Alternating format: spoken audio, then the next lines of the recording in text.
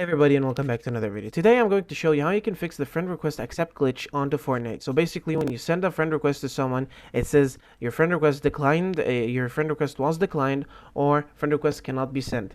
Okay, so I'll tell you what to do. So on the account you're sending to the friend request, okay, you need to go onto the options, okay, and from there you need to go onto your friends.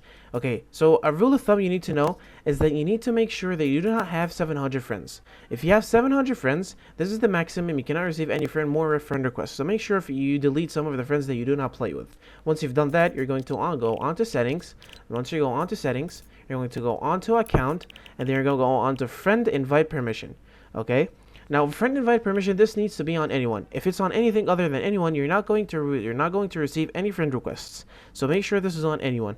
Once you've done that, hopefully it's going to work. Now, another fix you can do is that send the invite and accept it from Epic Games, okay, not from Fortnite itself. Accept it from the Epic Games, and it's going to appear in Fortnite. So yeah, thank you so much for watching, and don't forget to like and subscribe if that actually helped you. And yeah, see you later.